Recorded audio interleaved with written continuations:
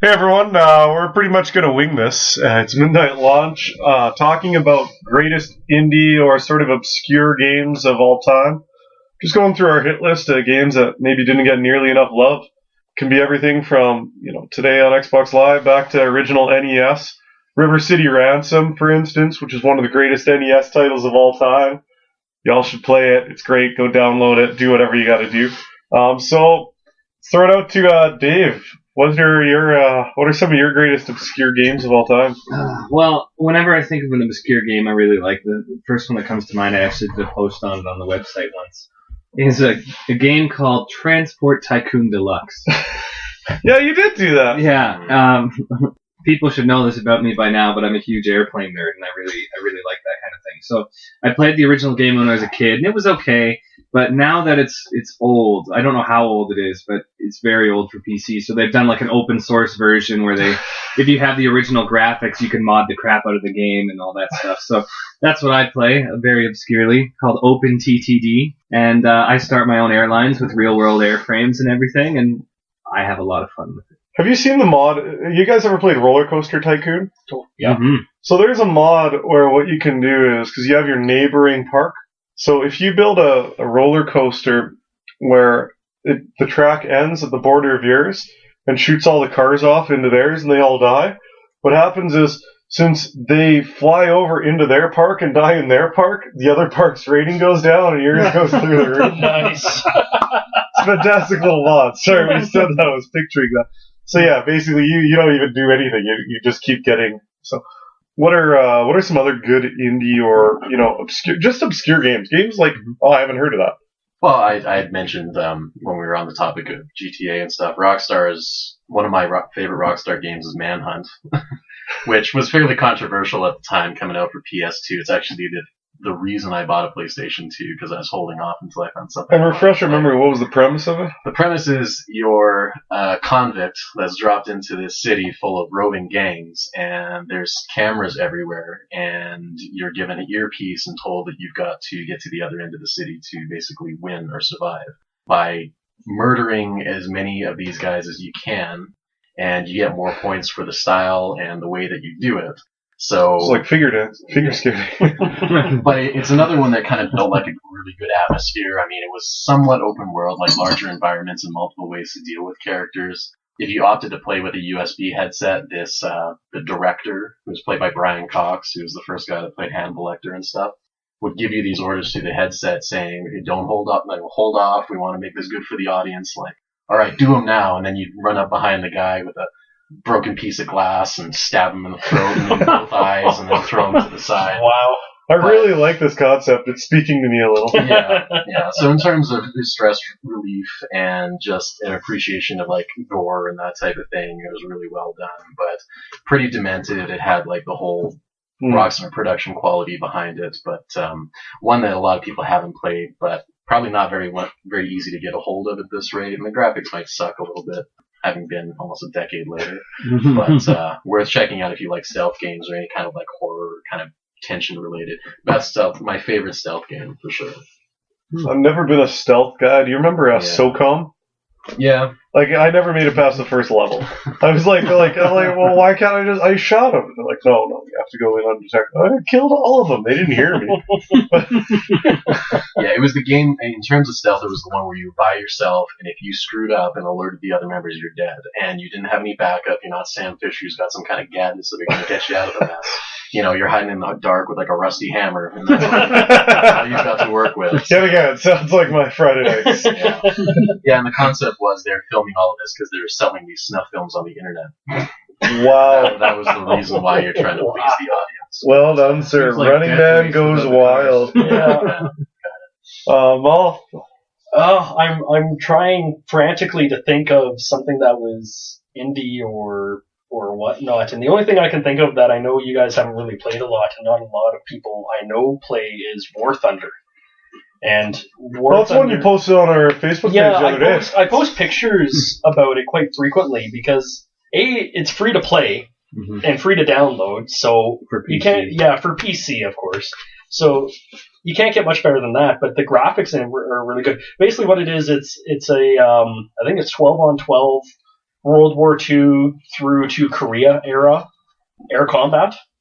And there's varying missions. There's, kind of a domination if you play Black Ops and Call of Duty style, but you have to land at a base to capture it, or at least be wheels down on it to capture it. There's ones where it's just pure ground strikes, where you're, first team to destroy the other one first. That's really cool. It's neat, and you can, as you level up your Air Force, you start in kind of post-World War I aircraft, going into World War II, and you can change the type of weapons that you use on your planes, the bullet types. So whether it's no tracers whatsoever, or armor piercing, or railguns. Yeah, I wish. You took out 32 planes with one bullet. But including 14 commercial. One of the best things I saw them do was, for April Fools, they did the Pony Air Force, the Pony Nation. And it was basically, looked like My Little Pony models, but they were based off of the F-86 Sabre aircraft. So they had cannons, they had, rockets and bombs and whatnot. You're flying at, 700 kilometers an hour at cruising speed. And I guess it's more incentive to shoot people down. Yeah, pretty much. But you guys are crazy. They're going to be looking for army guys. Friendship is death. But it was the game itself is neat. The models for the aircraft are ridiculously good for a game that you don't pay anything to play. It's got the freemium. You pay and you level up faster and so on. I got you. Now, one thing that was referenced earlier was the game Papers, Please. Mm-hmm. Before we get to V, I want to get on that because, so if anyone hasn't seen it, and I hadn't until I got the preview, it's like an 8-bit graphics game that's like, you're a border guard. This sounds more and more racist the more I say it. You're a border guard who's supposed to determine if someone's allowed in or out of this sort of Soviet-style border crossing. And so, people come up and they have different papers and different stamps and different things, and it's very, very like Nintendo 8-bit graphic. Mm-hmm. And so you either stamp, denied or approved. And help me out, guys. If you have a certain time you have to do all this in, and et cetera, et cetera. Yeah, there's certain criteria for things that you have to check. I don't know what specific things are. I don't know if it's specific areas that the person has come from where they're not supposed to be allowed in. Or it's, stamps, documentations. You have a handbook. The more we explain it, the less fun it sounds. But I think the fun. I know it sounds like a real job as a border guard, and I'm like, wait, why am I not getting paid for this? Just go join CBSA. But I guess for indie games, I've never been an indie gamer. My thought is if something's so good, it'll probably become main. The closest I can come is getting sort of ground level on some of these games, like Assassin's Creed. Was actually not done on a huge budget. The first game, it was, it wasn't a groundbreaking game for them. It became a hit, but it wasn't even touted. Like, when it came out, there was almost no marketing budget or anything. I loved that. I love a game called Puzzle Fighter. Oh, yeah. It's like Street Fighter, except, no, it's not like Street Fighter. It's like basically Dr. Mario with the Street Fighter characters. Right. And it is just psychotically addictive. I played it in university for like a year. My buddy and I, in between classes, would go down and play it, and you'd have like competitions. It sounds even less fun. What are some others? Marvel vs. Capcom. That was another competition we used to have at UFC, where you just, winner stays, and you'd have the Marvel vs. Capcom 2 actually, where you had the 3 versus 3, and so you could play as like Sentinel and Storm and when I was in college, it was Soul Calibur. Soul Calibur was solid too. The one thing I find kind of annoying these days with things that are touted as indie is that I don't need a game to have great graphics, but I'm finding that the idea of it being indie is being kind of used to go much more low budget. Not invest a lot of time into graphical design, and that kind of bugs me sometimes. There are some games that are legitimately good.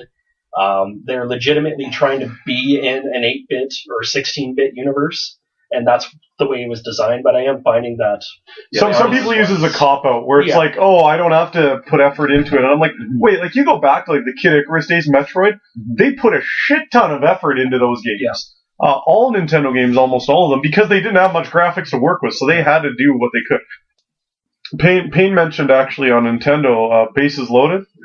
well, in my case, it was Base Wars. Base Wars, Yeah. sorry. Yeah. Base Wars, where like you didn't have great graphics, but like the concept was great. So indie gamers, like they're falling back on this hipster mentality of, well, it looks old school. It's well, retro. This is retro. Doesn't mean it's good. There were shit games for Nintendo. So I'm going to bring up one that I think might fit into this category, but Fez. Have you ever played Fez? I've heard of it. No. Fez? My brain hurts when I think about playing Fez, but I've heard of it. It's also like one of the best ways to create an argument on the internet is just mention Phil Fish, who's behind the creation of it, because he's kind of a somewhat infamous figure in the indie game world. But Fez, I found, it's exactly like you just, like it's pixelated, it's 8-bit, right? It's kind of hipstery, but their whole concept behind the game was that it was pure exploration and puzzle solving with, like, you can do it in any order, you don't have to be an expert gamer, you can die, but the game doesn't punish you for dying, there's no enemies that will kill you, it's all purely based on exploration.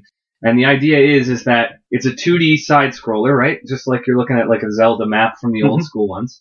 Except you get this magical fez that you put on at the beginning of the game, and it allows you to rotate the landscape to see each side of it. So it's almost like you're looking at one side of a cube, and you just rotate the cube to see all the sides of the landscape.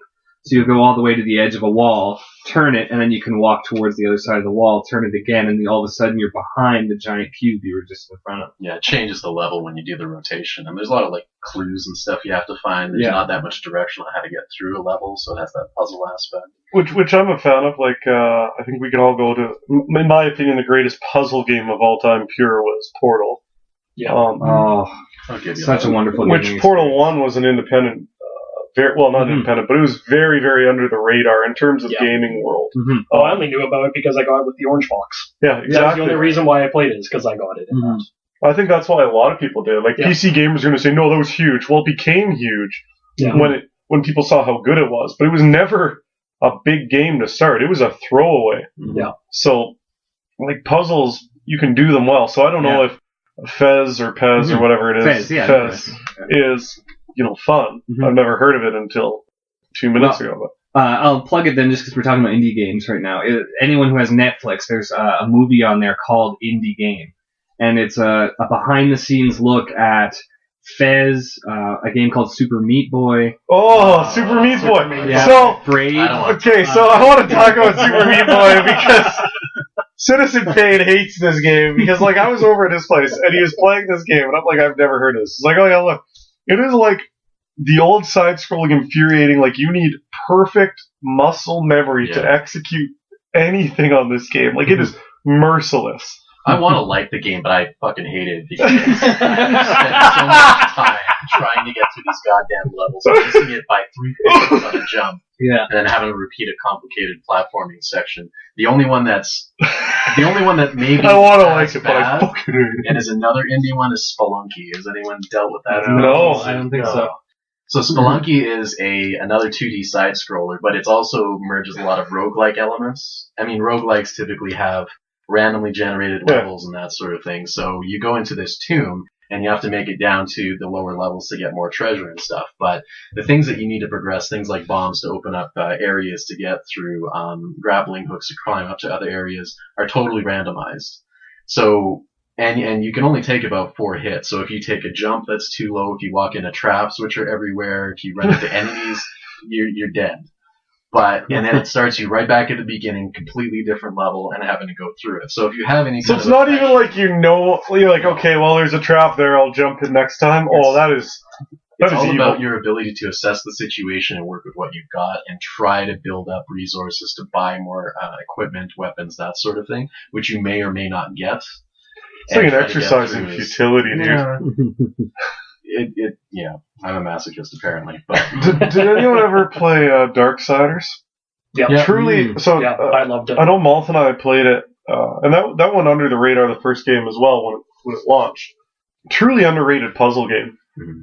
Very, very cool, like, puzzle style. You're obviously, one of the gods or one of the horsemen of the apocalypse, and so you're going through this post-apocalyptic world. There's angels, there's demons, yada yada.